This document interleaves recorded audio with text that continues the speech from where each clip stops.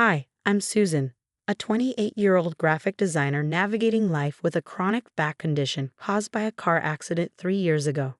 Things were manageable, thanks to my prescribed medication, until my mother-in-law decided to interfere. You're absolutely glowing today, Susan. The new client loved your designs, my best friend Jessica said during lunch. A nurse at the local hospital, Jessica and I have been inseparable since college. Thanks, Jess. I've been feeling great lately. The treatment Dr. Torres prescribed is working wonders. I hesitated, then added, speaking of good news, Thomas and I are expecting. Jessica's eyes widened. Oh my God, that's amazing. Does the dragon lady know yet? Jessica, I scolded, laughing. Jennifer isn't that bad. Well, most of the time. Deep down, I knew Jessica wasn't entirely wrong. Jennifer, my mother-in-law, was a wealthy widow who thrived on control. At Sunday dinner, her reaction was precisely what I feared. Darling, this is wonderful news. Jennifer clasped my hands in hers, her perfectly manicured nails digging in just slightly. You'll need to move in with me during the difficult months. Thomas, sweetheart, you're always so busy with work. I can take care of her properly. I noticed Diana, my sister-in-law, flinch at Jennifer's words. She and her husband Charles rarely spoke up. Diana caught my eye and quickly looked away. Actually, Mom, we're planning to handle things ourselves, I said, trying to sound firm. Nonsense. With your condition, you'll need experienced guidance. The way she emphasized condition made my skin crawl. At my next checkup, Dr. Torres emphasized the importance of my medication. Susan, your health comes first. We'll adjust the dosage for the baby, but stopping it completely isn't safe. Can you explain that to my mother-in-law? I asked, half joking. She insists medications are harmful during pregnancy. Let me be clear, Dr. Torres said, his tone serious. Ignoring this could have severe consequences. That evening, Thomas tried to mediate. Mom means well, honey. She just wants to help. Thomas, don't you see? Something feels off. How do you notice how Charles and Diana barely speak when she's around? They're just private people, he said with a shrug. Mom's been amazing since Dad died. Running charities, helping at church. I couldn't shake my unease, especially after Jennifer began setting up a nursery in her house without consulting me. Susan's so blessed to have me, she announced at her social gathering, as if I wasn't standing right there. The suffocation began the moment I moved into her home. Jennifer hovered constantly. No coffee, no stress, no autonomy. She even threw out all my food, replacing it with a better diet. One morning, I reached for my medication, only to find the drawer empty. Looking for something, Jennifer stood in the doorway, her smile tight. My medication. Where is it? I disposed of those harmful pills. Natural remedies are better for my grandchild. They're prescribed. I need them for my back pain. Back pain makes better mothers, she said dismissively, dragging me downstairs despite my protests. The pain was excruciating. At my next checkup, Dr. Torres frowned. Your blood pressure is dangerously high. Where's your medication? I can't find it, I admitted, my voice barely a whisper. Jessica visited after her shift, gasping when she saw me struggle to stand. What's that bruise on your arm? Jennifer helps me up the stairs. She's just very hands-on. This isn't help, Susan. This is abuse, and you should hear what she's been saying at church. My stomach dropped. What do you mean? She's telling everyone you're mentally unstable, that you're unfit to be a mother. Susan, Mrs. Henderson from the hospital board said Jennifer's been asking about postpartum depression facilities. The room spun. She's? What? Diana's voice interrupted from the doorway.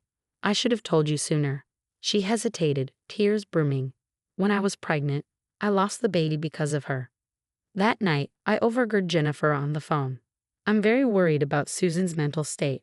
She refuses to eat properly, acts erratically.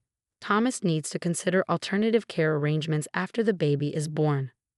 I tried calling Thomas, but Jennifer had confiscated my phone. Your phone activities agitate you, dear, she'd say, locking it away. The next morning, I could barely walk. Jennifer's eyes sparkled with satisfaction, feeling under the weather. Perhaps if you followed my guidance better. Staring at my reflection, bruised, pale, and shaking, I realized this wasn't just about control. Jennifer was dangerous, and I was trapped with no medication, no contact with the outside world, and growing fear for my baby's safety. That's when I noticed the empty prescription bottles in her bathroom trash. My hands trembled as I carefully picked up the destroyed pill bottles. They were mine. Looking for something, Charles's voice startled me. He stood in the doorway, his face grim. "I should have warned you sooner," he said. "She did the same thing to Diana." "What happened to Diana?" I whispered, dreading his answer. "She was high risk, needed medication to manage her pregnancy. Mom insisted on natural motherhood, building strength through pain. Diana lost the baby at 6 months. The doctor said it was from untreated complications." My stomach churned. "Why didn't you stop her? She controls everything, our inheritances, the family business. But I can't stand by and watch this happen again." Charles hesitated before leaning closer. "Check behind the loose panel in her medicine cabinet." Following his lead, I pried open the hidden compartment and found dozens of prescription bottles. Some were mine. Others had different names.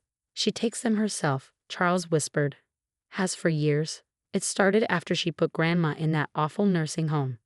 There was an investigation back then, but she buried it. From that moment, Jessica and I documented everything. We photographed the bruises, recorded conversations, and saved texts where Jennifer told Thomas I was too unstable to talk.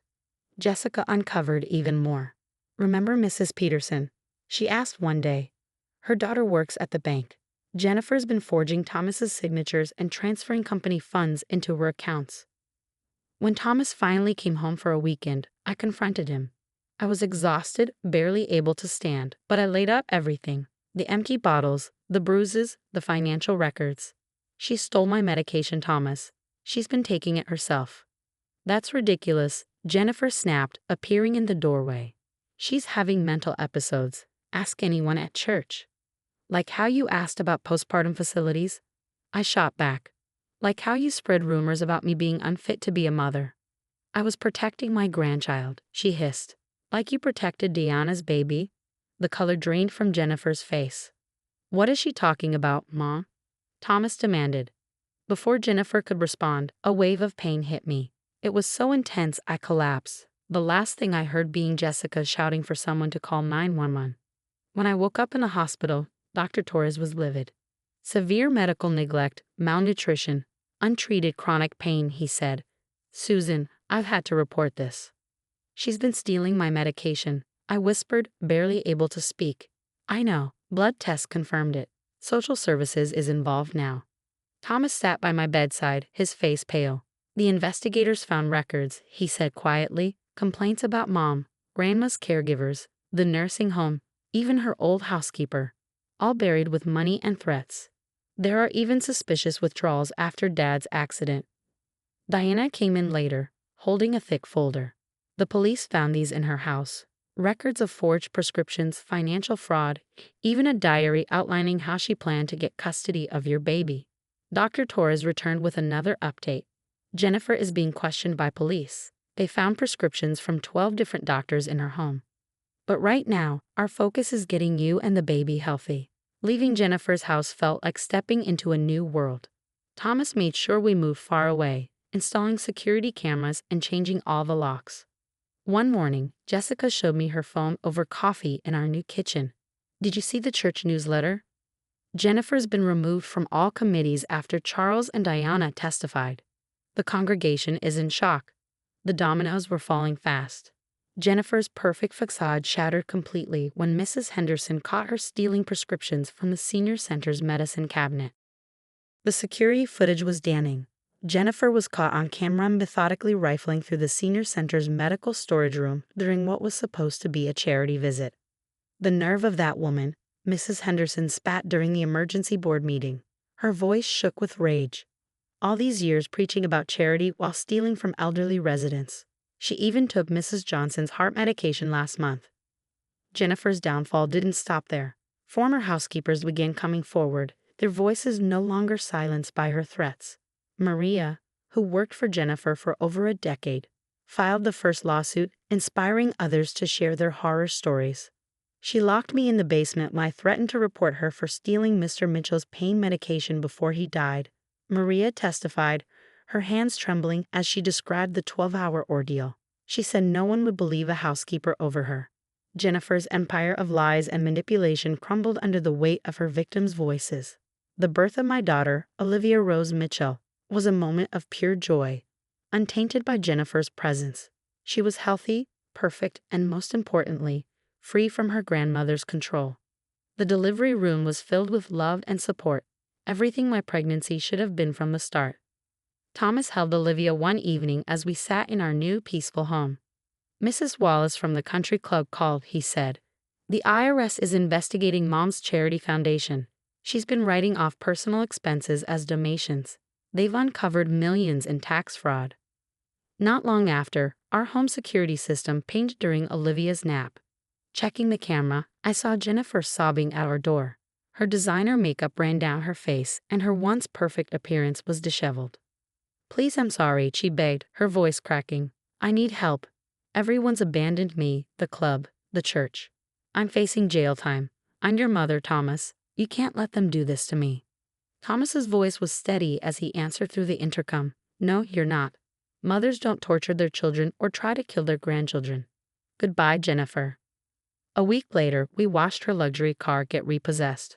Her once loyal social circle vanished. The woman who had commanded attention at every social gathering now couldn't even get a table at the local diner. 10 years. Jessica read from the news article one morning. She got 10 years for prescription fraud, elder abuse, and tax evasion. Most of her assets are going to victim compensation. The judge's harsh sentence reflected the severity of her crimes, especially after hearing of the senior center thefts. Diana and Charles used their share of the compensation to open a support center for survivors of family abuse, turning their pain into purpose. Thomas rebuilt the family business with integrity, implementing strict financial controls and transparent practices. Every so often, Jennifer sent us letters from prison. They were filled with tear-stained promises of change and requests to meet Olivia. I never opened them.